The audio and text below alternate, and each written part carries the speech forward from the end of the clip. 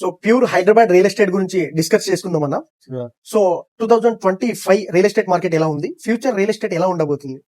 After elections మనం చూసుకుంటే Pawan 2023లో 2024 starting నుంచి మనకు ఒక 6 months వరకు మార్కెట్ అనేది కొంచెం కంప్లీట్ గా బ్రేక్ డౌన్ అయిపోయింది. అండ్ ఆ తర్వాత ఓన్లీ ద ఇన్వెస్టర్స్ ఓకే. ఎలా ఆలోచించారంటే ఎప్పుడైతే మార్కెట్ డౌన్ లో ఉంటుందో ఆ టైంలో వాళ్ళు ఎన్కరేజ్ చేసుకుంటారు మార్కెట్ ని. Most of the cases investors ఏంటంటే మార్కెట్ డౌన్ ఉన్నప్పుడు గ్రాప్ చేసుకుందాన్ని మంచి బెనిఫిట్స్ వాళ్ళు తీసుకుంటారు.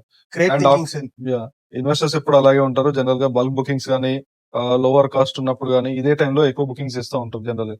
అండ్ ఆఫ్టర్ 2024 తర్వాత 25 మార్చ్ నుంచి మనం చూసుకుంటే మార్కెట్ అనేది మళ్ళీ యథావిధిగా మనం రెగ్యులర్ గా న్యూస్ లో చూస్తున్నాం. త్రిబుల్ స్టార్ట్ అవుతుంది, త్రిబుల్ టెండర్స్ గురించి కానీ. ఇది త్రిబుల్ అనేది ఒక గేమ్ చేంజర్ అవుతుంది మన తెలంగాణకి. రియల్ ఎస్టేట్ మార్కెట్ లో మనకి డెఫినెట్ గా త్రిబుల్ అనేది ఒక పెద్ద గేమ్ చేంజర్. బిఫోర్ మనం చూసుకుంటే ఇన్నర్ రింగ్ రోడ్ ఉంది.